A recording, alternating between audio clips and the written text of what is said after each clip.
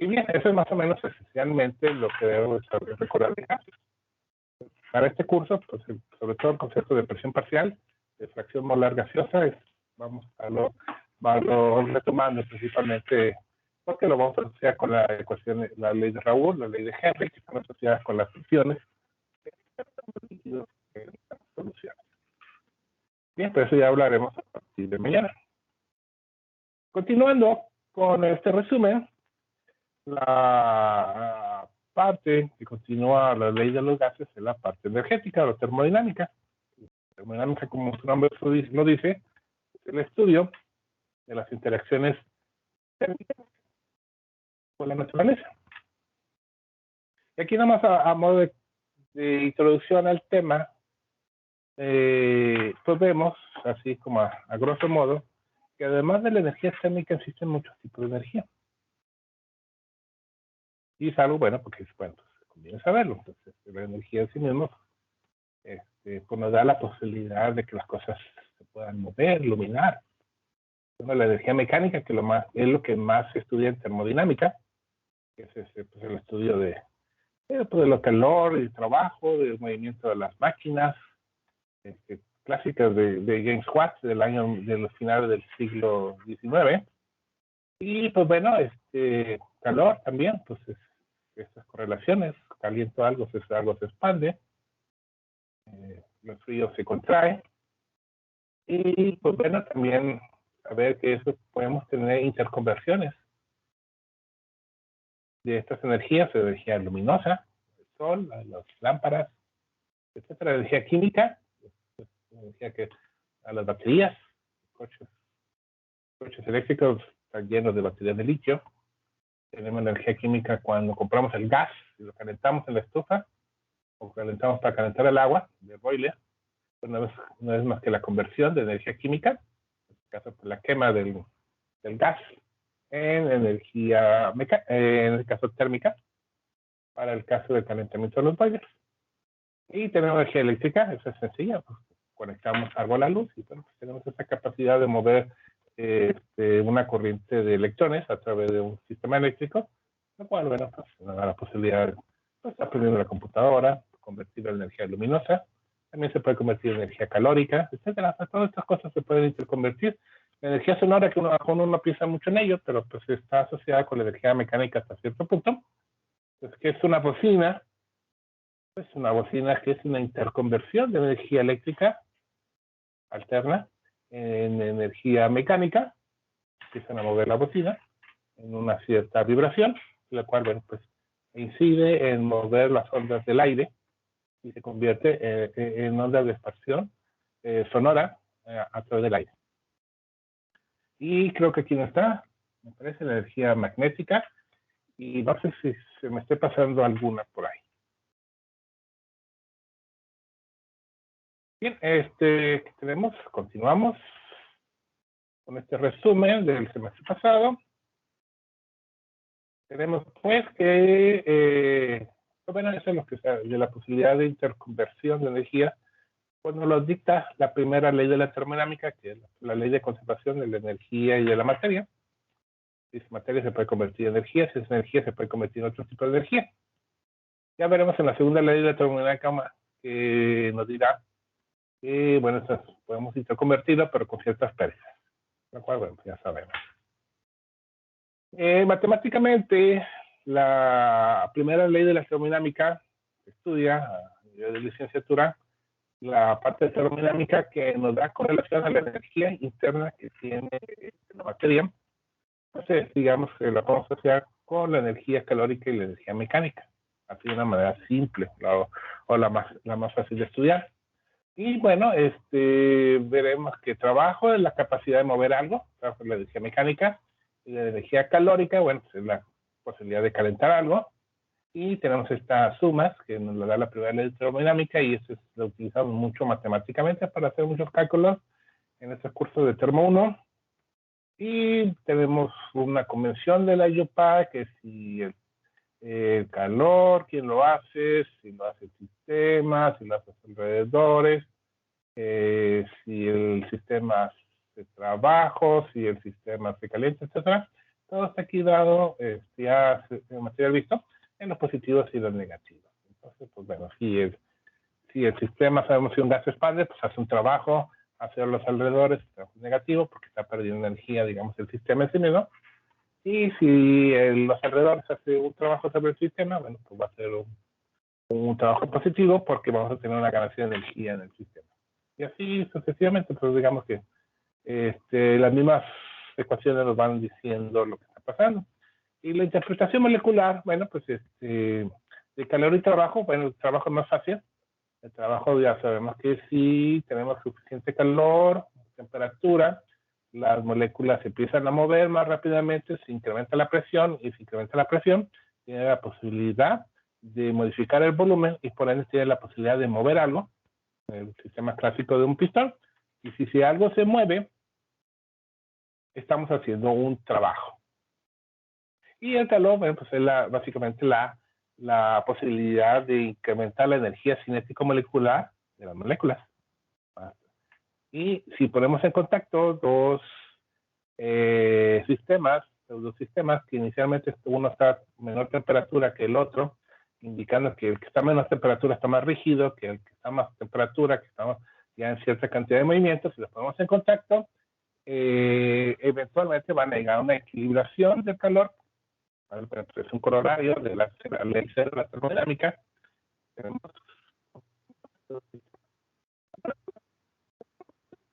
al equilibrio térmico. Y bien, la segunda ley de la termodinámica de manera diferente. Básicamente hay dos grandes acepciones. Una de ellas es que la conversión de energías hay pérdidas, realmente son pérdidas por calor.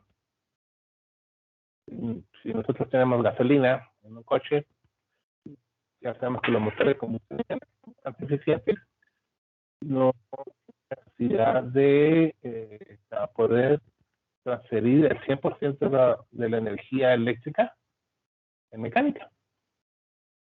Y tenemos pérdidas por calor. Los motores eléctricos son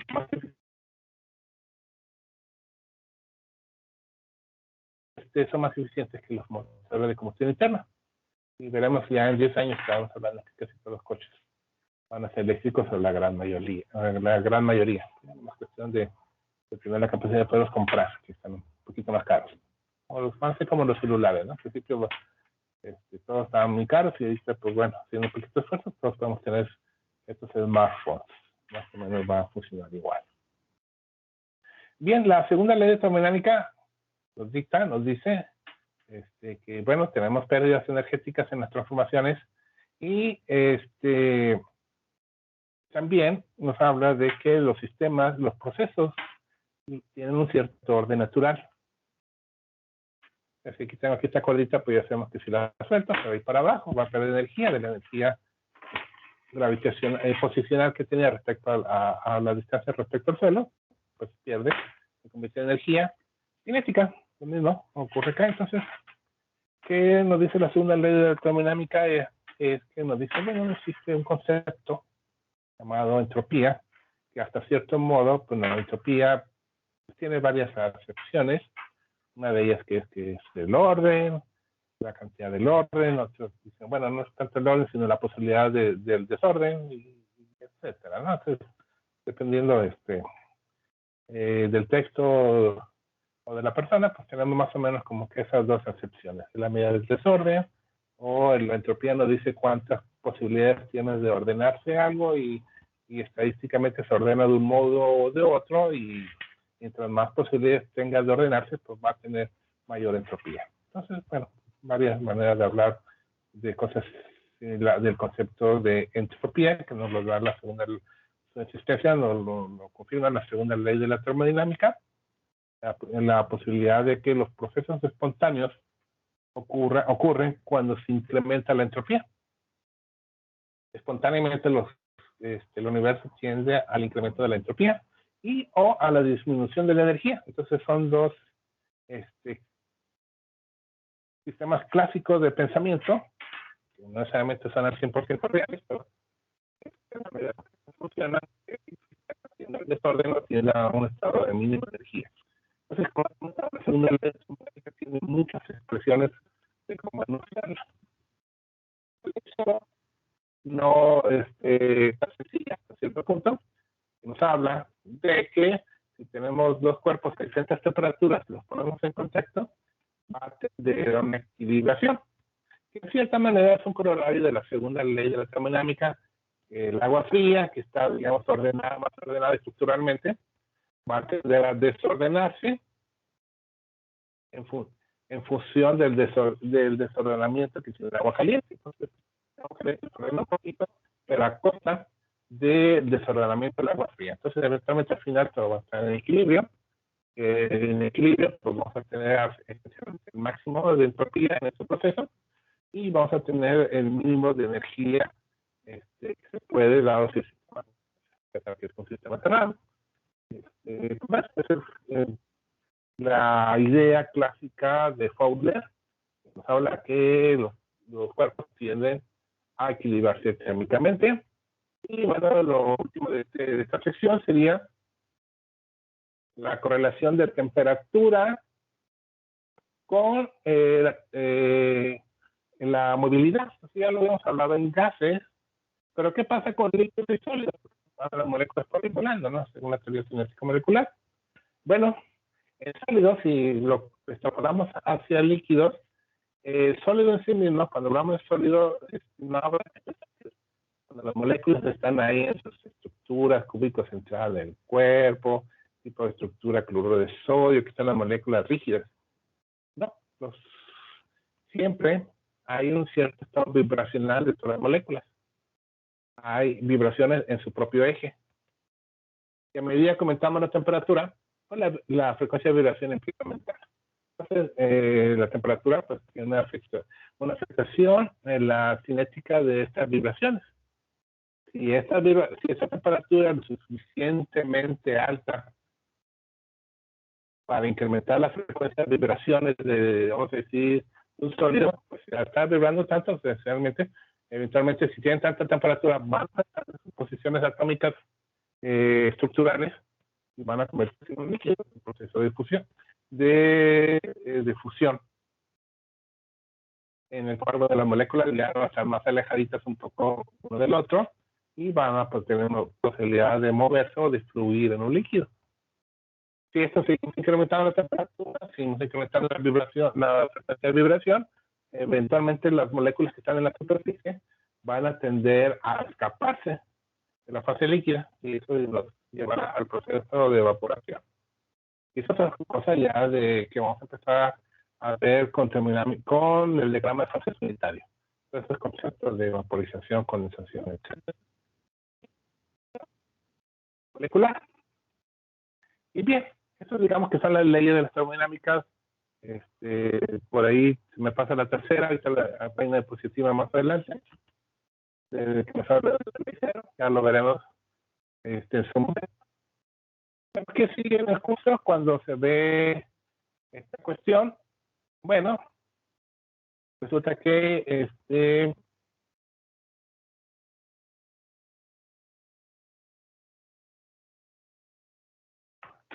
después de las leyes empezamos a ver procesos termodinámicos del agua.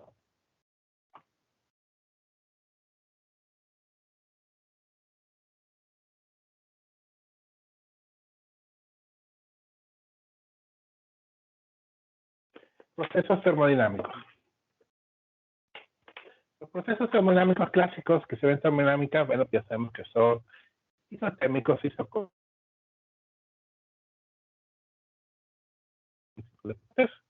Procesos en el cual, bueno, que se hacen a cabo, se hacen calentamientos, enfriamientos, incrementar la presión, disminuir la presión, hasta sistemas ligeramente gaseosos. Estudiamos energía termomecánica y recordar que podemos estudiar sistemas abiertos, sistemas cerrados y sistemas aislados. Puede haber materia, puede entrar, puede salir en los sistemas abiertos. En los sistemas cerrados, bueno, pues no puede haber intercambio de materia, pero sí puede ser calentado o enfriado. en los sistemas aislados, bueno, pues realmente ni una cosa ni la otra. Para que tengamos una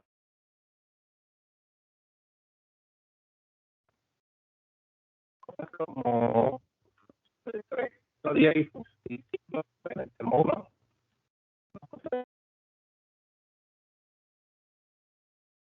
y el proceso.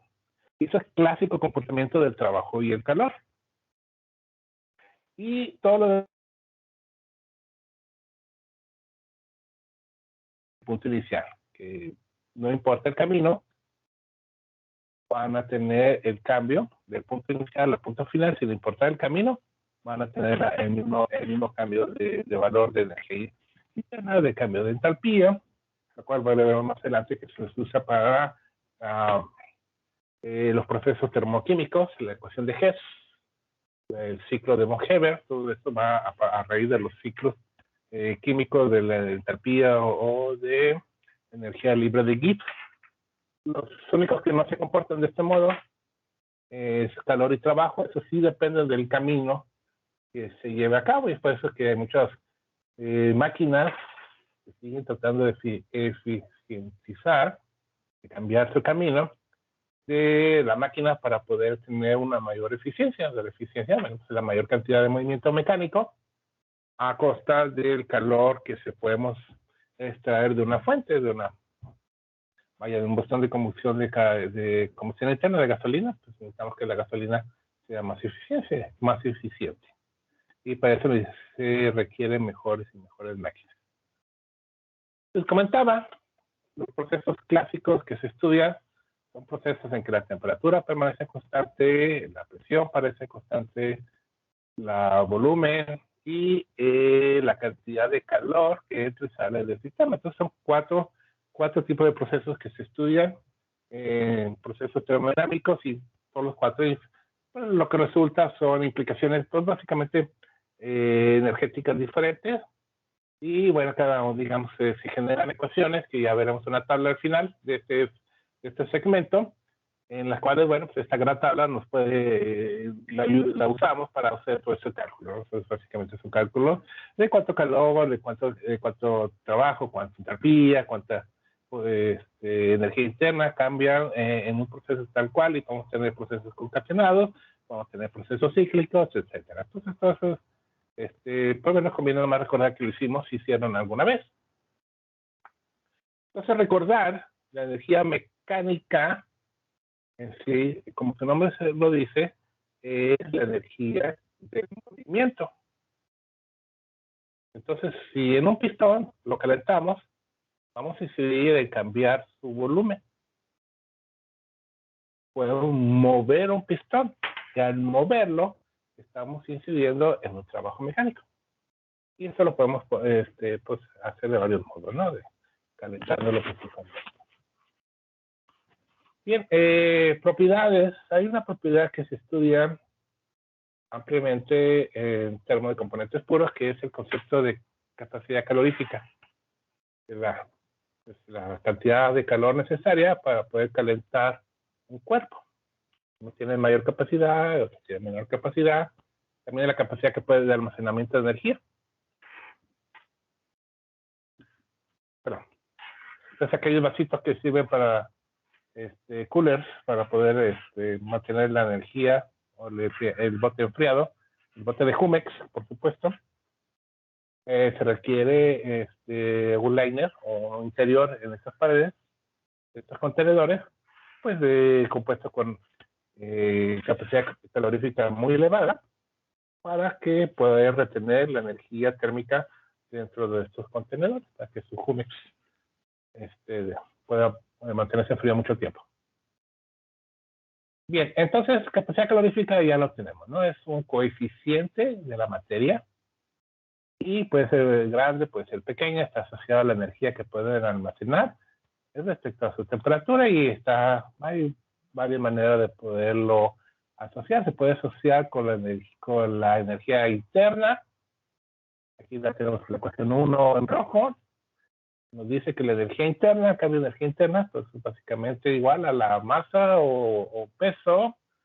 Aquí nos ocupamos tanto en el concepto físico, lo que pesa en gramos, por la capacidad calorífica y por el cambio de temperatura. Y entonces, en capacidad calorífica hay dos tipos de capacidad calorífica. Aquella que se mide en un proceso a volumen constante y aquella que se mide en un proceso a presión constante. Igual, bueno, si bien son similares en su concepto, pues sí tienen ciertos valores diferentes. Y hay ahorita veremos, hay una ecuación que nos ayuda a poder cambiar una respecto a la otra, que se llama la correlación de capacidades caloríficas. Y pues bueno, también es posible definir la capacidad calorífica con una propiedad, digamos, derivativa, o sea, matemáticamente. Aquí lo vemos en un recuadrito, que nos dice que la capacidad calorífica es la velocidad de cambio de la energía interna respecto a un cambio de temperatura. Entonces, digamos que esta es la manera más elegante en que podemos determinar la capacidad calorífica. Son varias, ¿no? Y de varias se utilizan dependiendo de los tipos de problemas que vamos a resolver. Pero la más simplista pues, es su capacidad de almacenar energía. Y para fines de realizar problemas de tipo termodinámica, pues es muy necesario tener en cuenta la definición derivativa de la capacidad calorífica, aquí mostrada, que sería la ecuación 4. Ya del semestre pasado. Bien, de los procesos, vamos a ver dos, me parece, no me acuerdo si lo hemos utilizado código. Habíamos mencionado, cambiamos el proceso, cambiamos las ecuaciones. Lo que no cambia, por ejemplo, es la ecuación básica de, bueno, vamos a decir, trabajo. El trabajo es igual a el cambio de volumen a una cierta presión. El cual, bueno, pues se puede elaborar más con la definición más amplia de trabajo, que es igual a la integral de la presión en un cambio de volumen infinitesimal. O sea, pequeños cambios de volumen van incidiendo en pequeños movimientos que en un total de esos cambios de volumen producen un gran trabajo. ¿Por qué integral? Porque muchos de los procesos de presión volumen, digamos, por ejemplo, en el caso de la ley de los gases, inciden en la ecuación de Boyle. La ecuación de Boyle ya sabemos que es una asintótica, es una curvita. Y la curva, pues necesitamos para poder saber el área bajo la curva, que es esencialmente el trabajo, el área de la curva en una curva de presión volumen. Bueno, pues el área bajo la curva, pues no tenemos otra cosa más que integrar. Y bueno, esos son procesos algebraicos ya hechos. Aquí básicamente aquí se demuestra que si asumimos un sistema que se comporta como un gas ideal, que siempre es más simple hacerlo así, integramos esa ecuación de los gases ideales, pues básicamente me da una expresión matemática y bueno, ya tenemos que el trabajo, bueno, pues es una expresión logarítmica, igual en RT, pues logaritmo del cociente de volúmenes. Si el cociente de volúmenes es mayor, pues es mayor el trabajo. Si hemos expandido más, pues hemos hecho más trabajo. Si hemos expandido menos, el cociente va a ser más pequeño, hemos tenido menos trabajo. Van más o menos de la mano, y esta correlación es logarítmica. Como no hay cambio de temperatura, porque el proceso es isotérmico, si no cambia la temperatura, pues la expresión aquí marcada en 4, me parece, del lado izquierdo, pues el cambio de energía interna pues es igual a 0, si no cambia la temperatura, y eso solamente es válido para el proceso isotérmico. Por lo tanto, si cambia energía interna es igual a 0, ahí, de acuerdo a la primera ley de la termodinámica, pues el calor va a ser el negativo del trabajo o de signo contrario. Y pues bueno, ya después veremos que se puede correlacionar igual con la entalpía, con otro tipo de ecuaciones más adelante. Proceso isobárico más sencillo en el punto de vista del trabajo, porque si tenemos en el proceso isobárico no hay cambio de presión, pues necesitamos realmente integrar. La integral de una línea, pues la sacamos como constante, la presión es constante, por lo tanto no es otra cosa más que trabajo es igual a menos P delta B, que es el caso más sencillo para el cálculo del trabajo.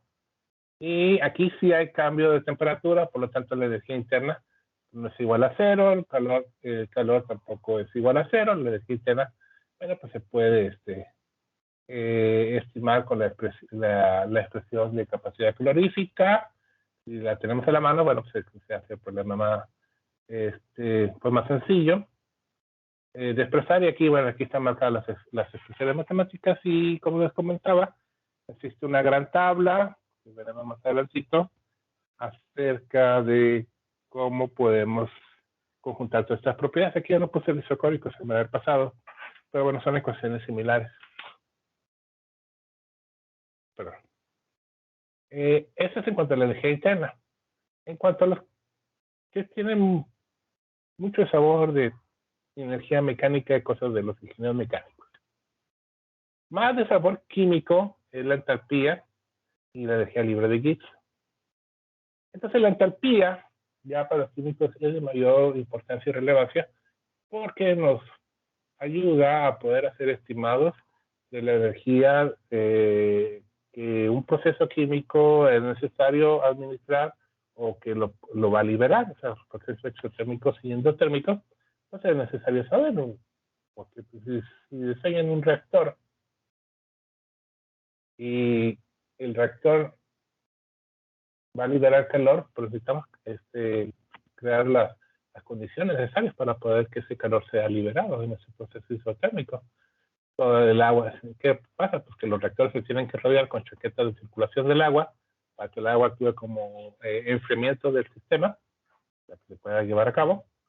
No vaya a calentar toda la fábrica hasta explotarla. Y bueno, pues esa agua que se calienta, pues habrá que enfriarla. Bueno, se las torres de enfriamiento y bueno, eso cuestiones del diseño de una planta ya en sí mismo. Pero para eso es necesario saber qué pasa con la entalpía en una reacción química de interés. Y pues bueno, la entalpía tal cual, pues termodinámicamente se define como la energía interna más la energía mecánica. Esa es su definición formal termodinámica, y a partir de ahí, bueno, pues y la presión es constante, por lo que vamos a asociar al el calor de presión constante, pues no es otra cosa que la entalpía. Presión constante, pues es el calor liberado, digamos, cuando la presión, entonces, digamos, decir la atmosférica, tal cual. Si el proceso se lleva en un contenedor abierto, ¿cuál es la presión que se va a estar encontrando? Pues en todo momento la presión atmosférica constante, por lo tanto, la entalpía que se mida va a ser la entalpía de presión constante. Y para el proceso isotérmico, el cual pues bueno, ya es diferente que el isobárico que platicamos, bueno, pues ya la entalpía ya no se puede hacer tan simple, y pues es igual a un proceso térmico, la entalpía es igual a delta U más delta NRT. Por lo cual se puede reducir porque delta U para un proceso isotérmico es igual a 0, por lo tanto es igual a delta NRT. Entonces, bueno, pues son, ahí se procede una serie de muchas ecuaciones que nos habla de estas de entalpía, de energía libre, se puede calcular por proceso isotérmico, isobárico, etcétera. Más un ratito vemos en la tabla donde todas esas ecuacioncitas de ecuacionero que se pueden producir, pues bueno, las tenemos conjuntadas en un mismo lugar. Pues bueno, pues nos ayuda mucho, ¿no? Para poder hacer ese tipo de problemas. En términos de propiedades, la entalpía pues se incrementa con la temperatura, lo cual tiene relación, ¿verdad? Puede ser calor, y si tenemos más temperatura, pues hay más calor, por lo tanto más entalpía. Entonces, existe la definición que habíamos platicado, que la capacidad calorífica a volumen constante es igual al cambio infinitesimal de la energía interna respecto a la temperatura. De igual modo, existe la correlación de la entalpía, o sea, infinitesimalmente se cambia la entalpía respecto a la temperatura. De igual modo, es capacidad calorífica. El cambio de energético respecto a la temperatura a presión, en este caso a presión constante, pues eso se define como la capacidad calorífica, pero a presión constante. Entonces, hay dos tipos de capacidad calorífica: volumen constante y a presión constante. Sus cantidades son diferentes, no son la misma.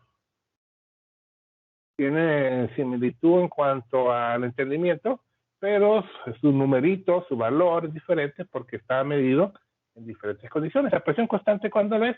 Cuando tenemos un sistema que estamos en cielo abierto, que la presión atmosférica, bueno, pues mantiene la presión constante.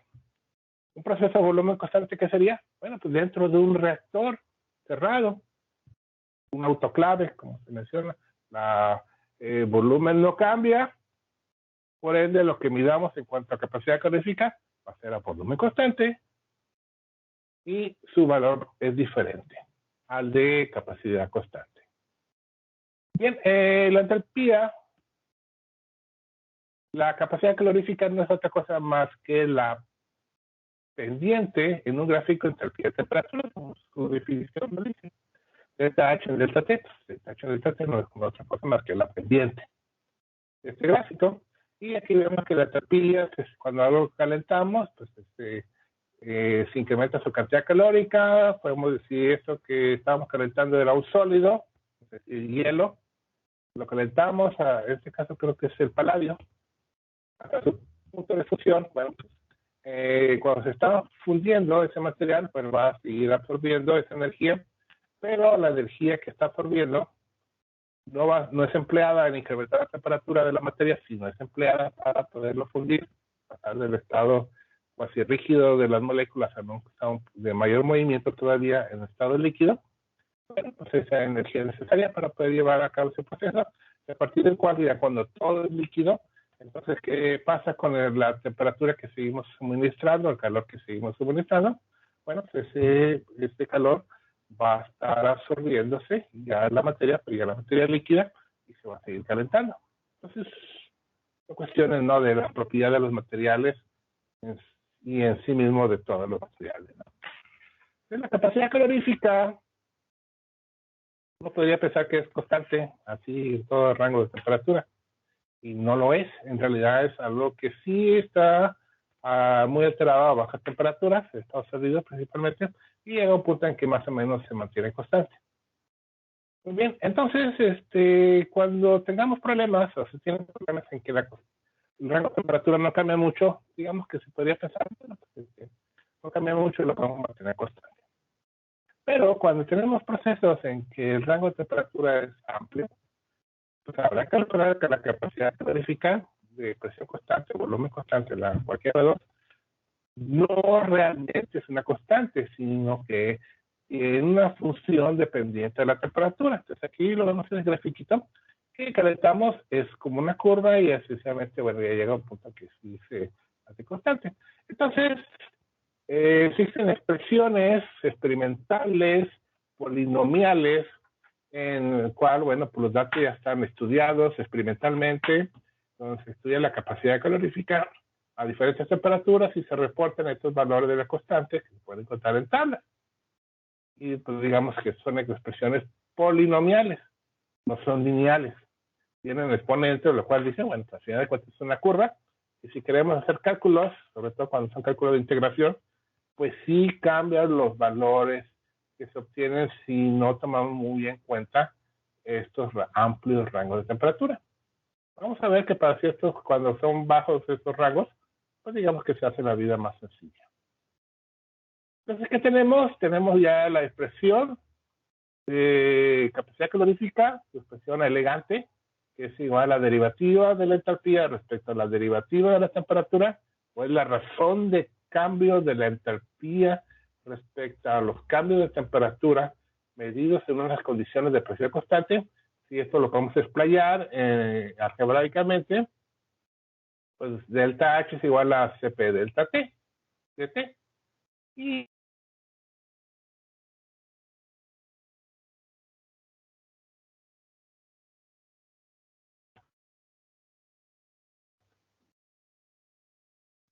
para obtener el cambio de entalpía en un rango de temperatura. Si ese rango es pequeño, menor de 50 Kelvin, digamos, pues digamos que, bueno, si es pequeño, Cp se puede sacar de la integral y ya se hace la medida más sencilla y solamente depende del cambio de temperatura. Pero si el rango de temperatura es amplio, bueno, pues habrá que decir, ni modo, tenemos que usar las expresiones polinomiales para el cálculo de entalpía. Bueno, pues aquí se aplican estas expresiones polinomiales y bueno, pues aquí están, la expresión polinomial, y bueno, ya se integra y se hace todas las ecuaciones algebraicas necesarias, las algebraicas que se requieren para esa integración. Siguiendo las reglas de integración, son reglas. Estos problemas, por ser polinomios, pues se hacen básicamente largos, no es otra cosa más que, y con posibilidad de errores por lo largo del problema, pero bueno, pues así son. Y les había comentado, CP y CB no, si comparten en esencia la definición, porque son relaciones de cambio de una unidad energética respecto al cambio de temperatura, en términos numéricos difieren porque están medidas a diferentes condiciones y existe termodinámicamente comprobable, que no lo vamos a hacer, esta correlación entre las capacidades calóricas. La capacidad calórica, a final de cuentas, la presión constante es más grande que la de volumen constante por un factor NR, donde esta N no son un número de moles, sino tiene que ver con la configuración estructural de la molécula, si es monoatómica, si es diatómica, si es triatómica, tiene que ver con cuestiones de ese tipo, ¿no? Entonces, para fines prácticos, pues nos interesa que si son monoatómicas, como el argón, como el helio, o diatómicas, como el oxígeno, como el nitrógeno, pues aquí tenemos que se cambia el valor de N y por lo tanto se cambia el valor de este valor NR. Básicamente tiene que ver con la posibilidad de movimiento de las moléculas y tiene que ver con termodinámica estadística, que son cosas que no discutimos en curso, pero sí es importante de notar que si cambia de monoatómico a diatómico, bueno, pues esta correlación cambia, ¿no? Y generalmente son datos que se dan a la hora de ejecutar un problema de estos tipos. Y bien, entonces les comentaba, la entalpía, además de estas correlaciones termodinámicas con la capacidad calorífica, tiene fundamental relevancia en los cálculos energéticos de una reacción química. Si se da cuenta, queremos saber si la reacción química es exotérmica o endotérmica. También veremos, hemos visto un poco, pero veremos, sobre todo cuando veamos la tercera parte de este curso, que la energía libre de Gibbs, que se calcula de manera similar a estas cuestiones entálpicas, nos vamos a poder correlacionar las constantes de equilibrio con las cuales pueden ocurrir las reacciones. Podemos correlacionar termodinámicamente la constante de equilibrio con la energía libre de Gibbs de una reacción. Entonces, recordar, es posible interconvertir energía química, en este caso, energía química, energía térmica. Entonces, realmente hay de dos sabores. Hay liberación de energía, por lo tanto, se considera que el delta H es negativo, el sistema ha perdido energía, la ha perdido en forma de calor. O la del otro sabor es de que, bueno, yo necesito aplicar calor para que el proceso ocurra. En este caso son los procesos endotérmicos, en los cuales el delta H en cuestión, pues bueno, ya se convierte en un delta H positivo. Entonces, todos esos problemas, pues básicamente se pueden tratar como si fueran ecuaciones algebraicas, en las cuales pues tenemos una variable más que es el calor, donde el calor puede ser positivo o negativo y se puede sumar con los coeficientes estoicométricos de una serie de reacciones químicas.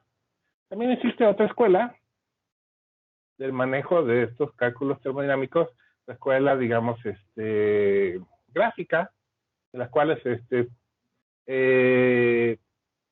pueden construir estos gráficos energéticos, en las cuales, bueno, pues por lo general se considera que las partes superiores hablan de mayor contenido energético y las partes inferiores hablan de menor contenido energético. Y pues bueno, generalmente estas flechas nos indican la dirección del proceso. En este caso, bueno, pues tenemos el hidrógeno en combinación con el oxígeno tiene la posibilidad de liberar energía y producir agua. Y ciertamente eso es vamos a decir, el Holy Grail, uno de los Holy Grails de la química, la posibilidad, porque eso nos provee gran cantidad de energía, una, y segundo, el residuo es agua, entonces pues no hay contaminantes. Sabemos que cuando hacemos gasolina, lo mismo, gasolina más oxígeno, nos produce agua, energía, pero nos produce dióxido de carbono, lo cual no queremos. Esta reacción, padre, tenemos oxígeno, tenemos hidrógeno, la reacción de oxidación, digamos, del hidrógeno, se produce, o de combustión del hidrógeno, por decirlo así, nos produce energía y como residuo agua. ¿Cuál es el problema aquí? Bueno, pues generalmente son dos problemas. Un problema es que, bueno, la fuente de hidrógeno, no hay fuente de hidrógeno.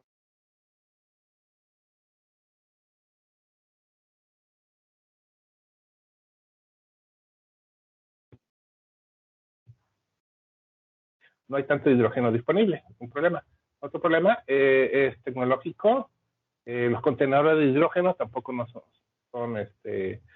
nada baratos, porque es la molécula muy pequeña, tiende a transdifundir en los aceros. No cualquier acero puede, no podemos construir un tanque, no podemos meter hidrógeno en un tanque de metano o de gas natural, pero gas butano, que tenemos ahí en las casas, en muchos casos. Bueno, hablo de las que muy buena allá en el rancho de Santiago, pues ahí tenemos tanque de gas y Monterrey es gas natural, ¿verdad? Bueno, si pues no pudiéramos transferir el hidrógeno en las tuberías, porque simplemente se transdifunde a través del acero dulce con el cual tenemos las tuberías por toda la ciudad. Simplemente no se podría, se difunde. Por lo tanto, se necesita aceros especializados, aceros cables, que es el segundo problema. Y el tercer problema, ¿cuál era? Ya se me olvidó. Uno problema, no hay sí. Esta reacción en sí mismo requiere catálisis, platino, principalmente, para que esta reacción se lleve a cabo. Entonces, bueno, el platino pues, tampoco no es nada barato, ¿no? Entonces, como les mencionaba, es uno de los holy grails de la química, ¿no? El día que se pueda hacer esto, sin necesidad de catálisis, platino, primero, de hecho, la doctora Nora García trabaja en este tipo de búsquedas de catalizadores no platínicos o con menor cantidad de platino. Se puede llevar a cabo esta reacción de liberación de combustión del hidrógeno. Bien, entonces, entalpía, pues no es lo único, la entalpía, esta liberación o absorción de energía en la reacción química, pues digamos que hay una amplia amplitud de nombres para una amplia amplitud de procesos químicos que se pueden llevar a cabo. Como procesos, bueno, ya vimos que químicos, que es una reacción química, podemos tener procesos de oxidación, podemos tener procesos de reducción. Hay muchos procesos físicos por ahí involucrados que también involucran energía. Por ejemplo, si el agua yo la caliento, aplico energía, empieza a evaporar. Es un proceso de transformación de fase. Transformación de fase acuosa a fase de vapor o gaseosa. Requiere energía, es un proceso endotérmico. Y aquí tenemos una tabla, no es completo 100% inclusiva, pero tiene una gran mayoría de los procesos principales, realmente muchos procesos son físicos en estas transformaciones, pero que requieren de un gasto o una liberación energética, las formaciones de enlaces o rompimiento de enlaces, pues se requiere energía, cuando un enlace se forma, libera energía, en estos procesos químicos, pero en procesos físicos como de fusión, de evaporación, pues requieren energía para que se pueda llevar a cabo. Y bueno, todos estos tienen sus nombres específicos de entalpía, que en el curso pasado pues vemos un poquito más de detalle las peculiaridades. Sin embargo, la forma de trabajar estas ecuaciones pues, es exactamente la misma, es usar el concepto de la ley de Hess, que veremos un poquitito más adelante, de la ley de Hess. Entonces, la entalpía de reacción, o vamos a ver la deformación, bueno, pues son nombrecitos. Entalpía de formación, que es un concepto necesario, es la energía necesaria, pero la energía que se libera cuando se forma un compuesto. Y esas son cuestiones que se pueden encontrar en tablas termodinámicas, y se han determinado una gran cantidad de energía, entalpía de formación, pues, digamos, de manera experimental. Tenemos que, pero la entalpía de reacción así en general, pues se define como la entalpía de los productos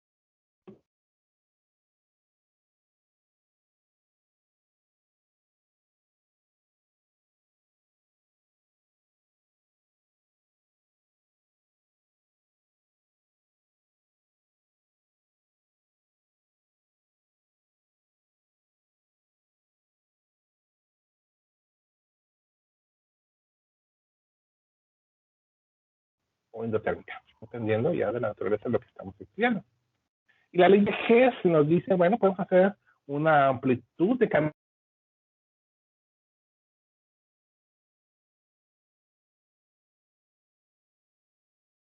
de trayectoria. La única que era de trayectoria que era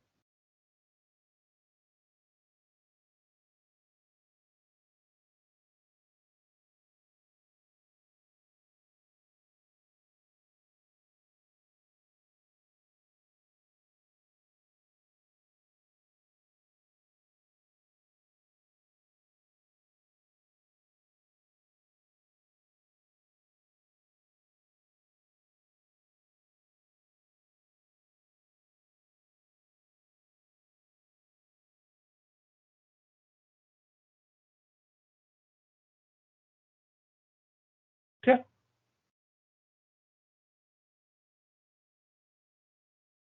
Dinámica 1, que no son de trayectoria, son de punto final menos punto inicial. Y eso funciona pues, para la entalpía, para la entropía, para la energía libre. Pero donde no funciona es trabajo y calor. Pero como ya no vamos a ver tanto trabajo y calor en este curso, pues ya no vamos a ver tanto. Por ahí el problema de internet estoy en la uni, que ya saben, ya que me están viendo es ganancia, ¿no? Así, pero de repente se traba. Ahí cuando se traba aquí yo dejo de hablar hasta que se reinicie. Bien, ¿qué sigue? Vamos como la mitad, yo creo. Estoy cansando. Continuamos para acabar pronto. Bien, entonces ya tenemos entalpía final, entalpía inicial, nos da la entalpía de reacciones, lo cual se puede extrapolar a entropía y se puede extrapolar a energía libre de Gibbs, es el mismo tratamiento. Lo final menos lo inicial es mi entalpía de reacción. Y sin importar los caminos, 1, 2, 3, 4, 5 ecuaciones, siempre y cuando el punto final sea igual al punto final, la diferencia va a ser la misma. En cuanto al cálculo de los problemas, pues parece que algunos problemas ahí a la hora de llevarlo a la práctica, pero ya son cuestiones de pérdidas, pues un mal setup experimental, no por otra cosa. Bien, entonces, pues ya tenemos ese concepto de entalpía de reacción, la energía liberada o necesaria, absorbida, para que una reacción se lleve a cabo. Ahora bien, esta entalpía, recordaremos que está asociada con la capacidad calorífica y por ende puede cambiar con la temperatura. De igual modo. Entonces, sabemos que la entalpía de una cierta temperatura se puede obtener como la entalpía a una temperatura de referencia más la integral de la capacidad calorífica con pequeños incrementos de temperatura. Entonces, incrementamos la temperatura en función de cómo cambia su capacidad calorífica, digamos que puede cambiar su entalpía. Dicho en otras palabras, a diferentes temperaturas, la entalpía de reacción puede cambiar. Cambia. Va a cambiar a veces más, a veces menos, pero sí hay una correlación entre la temperatura y la entalpía. O sea, dicho de otra manera, la entalpía de reacción a 25 grados no es la misma entalpía de reacción a 100 grados. Mucho menos va a ser igual a la entalpía de reacción de 200 grados. Cambia la temperatura y cambia la entalpía de la reacción. Se puede calcular cómo, pues con los cambios de capacidad calorífica. Recordar que la capacidad calorífica es polinomial. Necesitamos los polinomios de todos los reactivos, de todos los productos, y hacer las sumas y las restas, y se hace el problema largo. Se puede y se hace, de hecho, una simplificación propuesta por Kirchhoff, el cual me dice, bueno,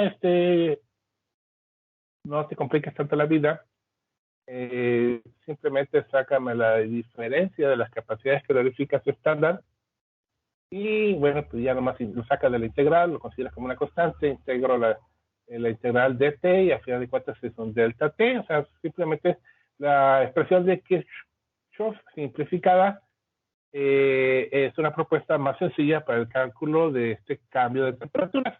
En el curso pasado podrán ver las notas, por ahí se hizo un problema de hacer todo el polinomio, todo el cálculo, una expresión de entalpía de reacción modificada por la temperatura, y luego se hace lo mismo, pero aplicando la simplificación de Kirchhoff, y encontramos que la diferencia no era ni superior al 1% en cuanto al resultado final. Entonces, después de batear media hora, una hora, para hacer el problema, si lo hacemos propiamente, de la manera extendida, al final de cuentas la simplificación nos ahorra en 10 minutos, podemos hacer el problema que probablemente tarde una hora en realizarse. Entonces, bueno, pues es necesario conocer esta simplificación para poder aplicarla, bueno, para el problema, para el semestre pasado, para haber aplicado problemas de cálculo de esta modificación de la temperatura, de la entropía con respecto a la temperatura. Bien, entonces, ¿qué otras cosas se ven en el curso pasado? Lo vemos no tan fuerte, pero se ven un poquito todo ese ecuacionerío asociado a las propiedades parciales de las propiedades termodinámicas, porque si recordamos, la capacidad calorífica son derivativas, las derivativas de energía respecto a la temperatura, esencialmente las ecuaciones termodinámicas son ecuaciones derivativas. Recordar que, bueno, pues una derivada parcial, bueno, pues proviene del reconocimiento de que son funciones de que al menos dependen de dos variables. Depende de si son dos variables y necesitamos saber su valor derivativo, pues necesitamos aplicar todo ese concepto que se ve en su curso de derivadas parciales. Bueno, pues aquí se extrapola en forma básica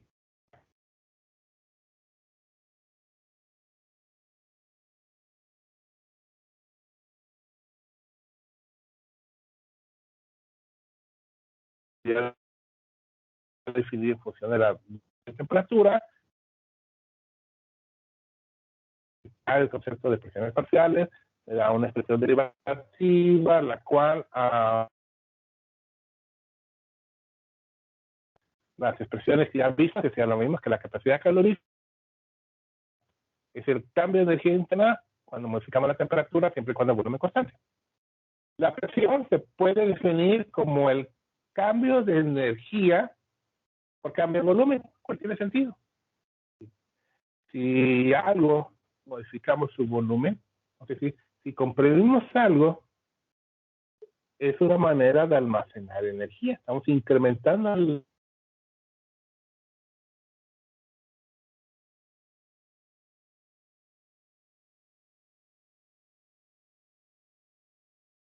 caso, bueno, si la hacemos a temperatura constante,